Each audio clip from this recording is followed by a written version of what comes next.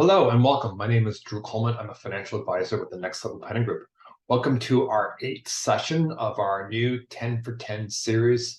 The concept of the series is that each video will be roughly 10 minutes long, covering a total of 10 different sessions, 10 different topics.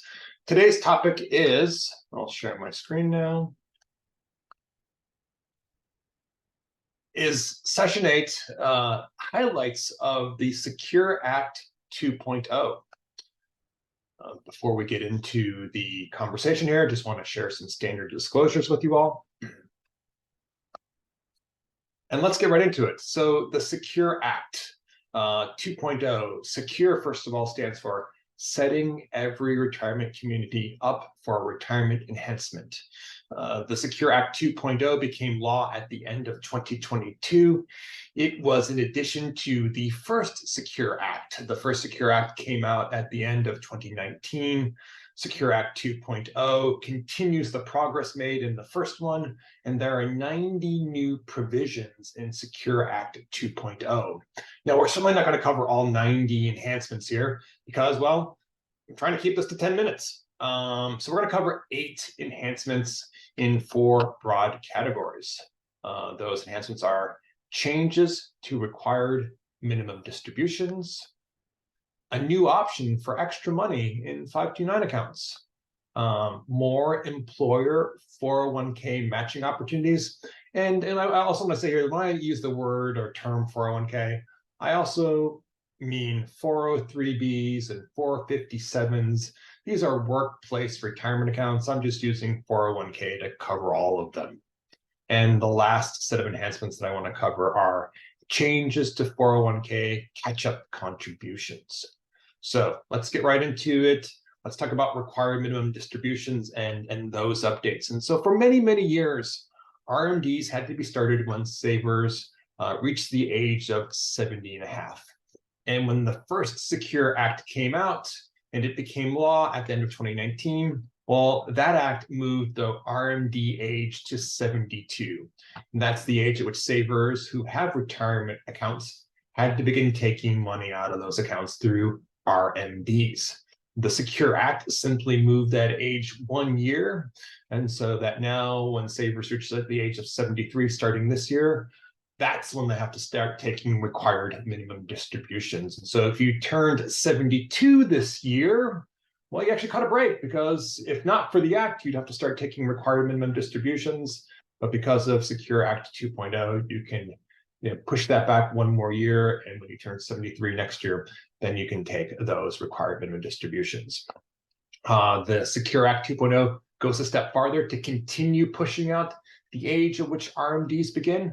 And in 2033, RMDs will start when individuals with retirement account money reach the age of 75. Also, the Secure Act changed the penalty for missed RMDs. In the past, it was 50%, and that's a pretty hefty penalty. For example, if the RMD required was $20,000 and you missed it for whatever reason, oops, well, that penalty by the IRS was half of that, 50%, which was $10,000. The Secure Act 2.0 attempts to lessen that penalty to 25%. So now it's just $5,000. And in fact, if corrective action is taken and that RMD is taken within 2 years of when it was supposed to be, well, then the penalty drops a bit more down to 10%.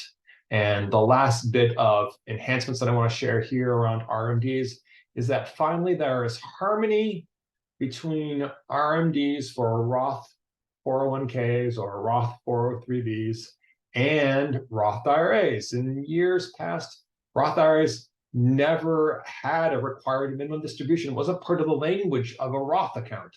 A Roth IRA dealt with after-tax dollars, and once that money was in that Roth IRA, it could stay there forever invested with no required minimum distribution associated with it. However, for workplace retirement accounts like Roth 403b, Roth 401k, there was always a required minimum distribution when you hit that RMD age. Well, starting in 2024, starting in next year, those RMDs are no longer required for Roth 401ks or Roth 403bs.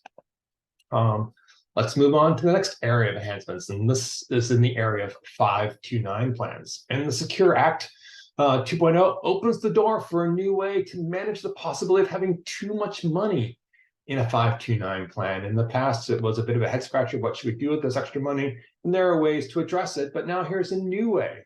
And so this new opportunity creates a lifetime maximum of $35,000 per family that can be transferred from 529 plans to Roth IRAs. Now, there are a few caveats. Transfers are subject to annual contribution limits. And so, for example, if you've got $35,000 residual money left over in a 529 plan, and you only have one child in this example, and that one child's already graduated from college, and you've got this $35,000 that you want to shift into a Roth IRA that you can now do per the Secure Act 2.0. Well, you can't just do it all in 1 year. You're subject to the annual contributions limits this year in 2023 for anyone under the age of 50. Well, they can only make a contribution of $6,500 per year. So it'd take a couple of years to get that $35,000 into the Roth IRA, but there's now a pathway to do that with the Secure Act 2.0. Also, as part of that annual contribution limit, the individual who holds that Roth IRA has to be working, has to have income in order to support that contribution. The next caveat here is that while the 529 plan has to be open for at least 15 years, you can't just use this rule as an opportunity to say, oh my goodness, I've got children in college and I've got this way to help fund their Roth IRAs. I'm going to quickly overfund 529 plans right now and open them up and overfund them and then be able to convert it to Roths. Well, in fact, these 529 plans have to be open for at least 15 years before you become eligible to participate in this new opportunity. And the last thing is that transfers can only be made to a beneficiary's Roth IRA. You can't take any extra money and say, oh, this will go into my Roth IRA. This is great. This is fantastic. This will be for me. No, if your children are named as the beneficiary on that Roth IRA, on that 529 plan, that's where the transfers have to go.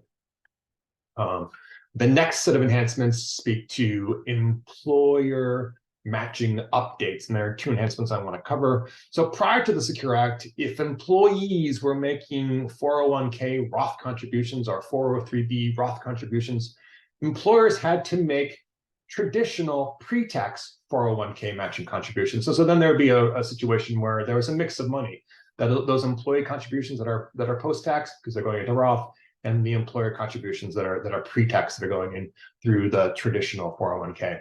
Well, the Secure Act 2.0 created a provision that allows employers to make matching Roth 401k contributions if that employee is making Roth 401k contributions. So now you can see that employees who are making those Roth contributions can end up with complete post-tax dollars going into their 401k from their contributions and their employer contributions. Now, this choice is optional for employers. Employers don't have to offer this, but if they want to, they are now able to offer it and put it into the plan documents, so their 401ks and 403bs can also offer Roth matching contributions. And the next and second matching update I want to provide is that starting in 2024, employees now have a better means to balance paying off college debt and funding a 401k.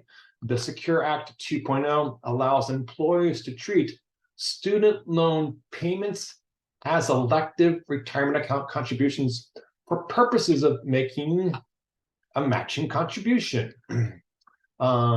So employers will have to obviously adopt this provision, but here you might have, if you've got employees that may have recently graduated and they're trying to figure out, well, do I pay off my student loans, or should I put money into a 401k? And because if I put money into a 401k, I might get a matching contribution, and how do I balance this? And it makes it easier to solve that problem, because now those employees can say, look, I can put money into my 401k, so I can put money towards my student loans and start paying them down, and I'm still going to get that matching contribution from my employer. And this makes that decision much, much easier for individuals who have student loans who are working. Like with the previous one, this law now allows for this approach, but companies have to adopt it. So just because it's available doesn't mean companies will necessarily adopt it, but now it's an option that they can include into their plan documents. and it creates one more consideration for matching contributions. And the last set of updates and enhancements that I'm going to cover speak to catch-up contributions. Starting in 2025, the Secure Act 2.0 allows for larger contributions for a small group of individuals between the ages of 60 and 63.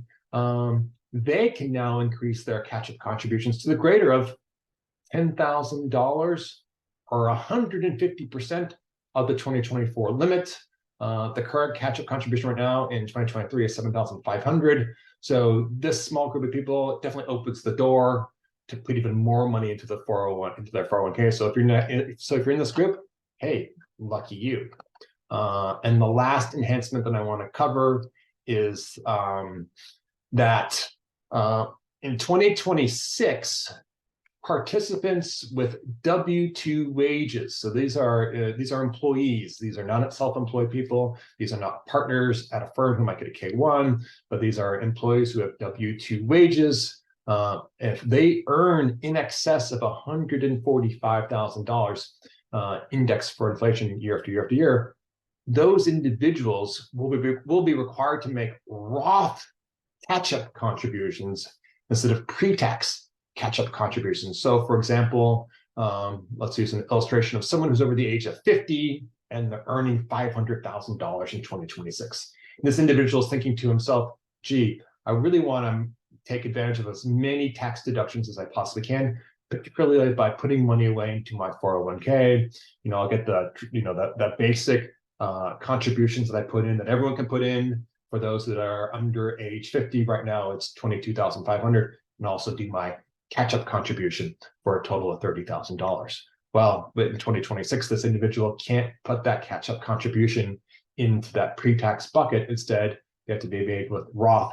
And so this individual will not be able to capture as many tax deductions vis-a-vis funding his 401k with the total amount of dollars that possibly could go in. So definitely a change of tax deduction opportunities for individuals who are higher earners and who earn W-2 wages. And so there you have it.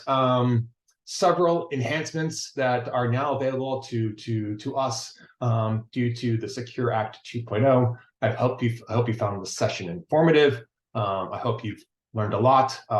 Stay tuned for sessions 9 and 10, and see you soon. Thank you. Bye.